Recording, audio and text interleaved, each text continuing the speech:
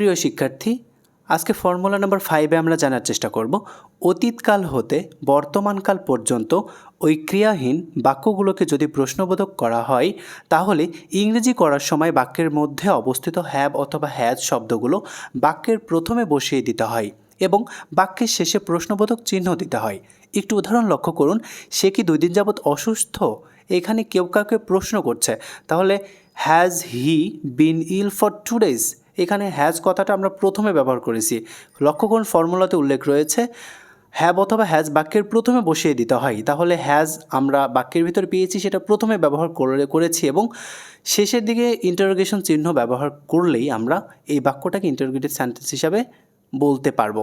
দ্বিতীয় নম্বর সেন্টেন্সে খেয়াল করুন, তারা কি রবিবার হতে অনুপস্থিত? Have they been absent since?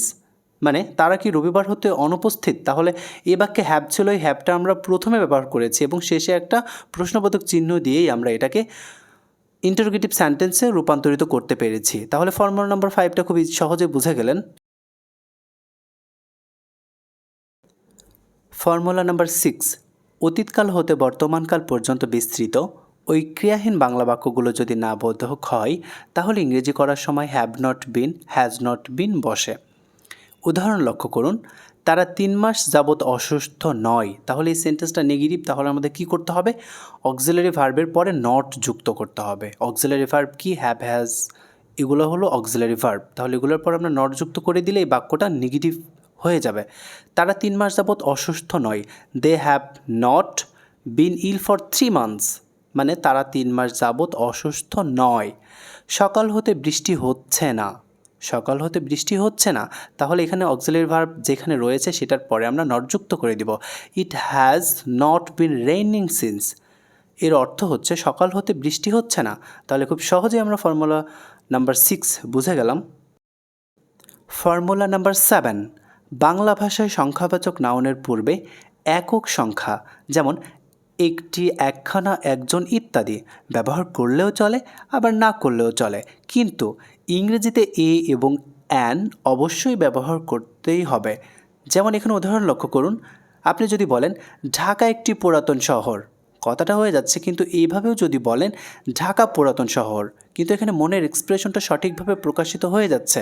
কিন্তু সমস্যাটা হচ্ছে যখন আপনি এটার ইংরেজি ট্রান্সলেটিং করতে যাবেন তখন আপনাকে সংখ্যাবাচক নাউন ব্যবহার করতেই হবে। যেমন Dhaka is an old city, এখানে অ্যান ব্যবহার করা হয়েছে কেন? এখানে একটি বোঝানোর জন্য, তার মানে ঢাকা একটি পুরাতন শহর। ইংরেজির ক্ষেত্রে আপনাকে একটি কথাটা বুঝিয়ে দিতে হবে, বাংলার ক্ষেত্রে আপনি একটি কথাটা উজ্জ্বল রাখতে পারেন। ঠিক আছে, নিচেরটা খেয়াল করুন, সে একজন ভালো ছেলে, he is a good boy. এখানে একজন কথার ইংরেজি হলো এ, তাহলে আমরা এইভাবে বলবো, সে একজন ভালো ছেলে, he is a good boy. সে ভালো ছেলে, he is a good boy. তাহলে আমরা সংখ্যাবাচক নাউন বাংলার ক্ষেত্রে ব্যবহার করলেও চলবে, না করলেও চলবে, কিন্তু আমাদের ইংরেজির ক্ষেত্রে ট্রান্সলেটিংয়ের ক্ষেত্রে সংখ্যাবাচক নাউন ব্যবহার করতে হয় বা ব্যবহার করতে হবেই। তাহলে ফর্মুলা নাম্বার 7 আমরা খুব সহজে ইজিলি বুঝে গেলাম। ফর্মুলা নাম্বার 8, ইংরেজি ভাষায় অ্যাডজেক্টিভের পূর্বে এ এবং অ্যান বসে না, কিন্তু অ্যাডজেক্টিভের পরে নাউন থাকলে একবচন বোঝাবার জন্য এ এবং অ্যান বসে। তাহলে উদাহরণ লক্ষ্য করুন, সে সুন্দরী, শি ইজ বিউটিফুল, এখানে বিউটিফুলের পরে কোনো নাউন নেই, তো এই জন্য আমরা এখানে এ অথবা অ্যান ব্যবহার করতে পারবো না, কারণ এখানে বিউটিফুল হলো একটি সিঙ্গেল অ্যাডজেক্টিভ, এই জন্য আমরা এখানে এ এবং অ্যান ব্যবহার করতে পারবো না।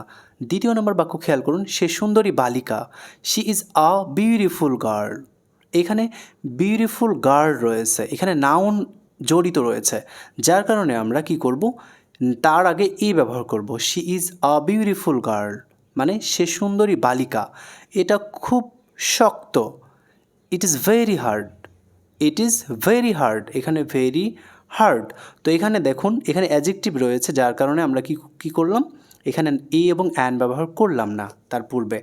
নিচেরটা খেয়াল করুন, এটা খুব শক্ত কাজ, it is very hard work. তাহলে এখানে ভেরি হলো একটা অ্যাডজেক্টিভ, তার পূর্বে আমরা কি ব্যবহার করেছি, এ ব্যবহার করেছি। কেন করেছি? কারণ এইখানে একটু খেয়াল করুন, একবচন বোঝাবার জন্য আমরা এ এবং অ্যান ব্যবহার করতে পারি, সেটা নাউনের, তো এই জন্য আমরা ভেরির পূর্বে এ ব্যবহার করেছি। It is a very hard work, মানে এটা খুব শক্ত কাজ। তাহলে একটা বাক্যের কোথায় আমরা এ ব্যবহার করব, কোথায় অ্যান ব্যবহার করব, কোথায় এ এবং অ্যান ব্যবহার করতে পারবো না, এই ব্যাপারটা নির্ভর করবে অ্যাডজেক্টিভের উপরে। স্বাভাবিকভাবে আমরা জানি ইংরেজি ভাষায় অ্যাডজেক্টিভের পূর্বে এ অ্যান বসে না, তবে অ্যাডজেক্টিভের পরে নাউন থাকলে অবশ্যই আমরা এ এবং অ্যান ব্যবহার করতে পারবো। তো তাহলে ফর্মুলা নাম্বার 8ও আপনারা স্পষ্টভাবে বুঝে গেলেন। তো এতক্ষণ ক্লাসটি মনোযোগ সহকারে করার জন্য সকলকে অসংখ্য ধন্যবাদ জানিয়ে বিদায় নিচ্ছি আজকের মতো। খোদা হাফেজ।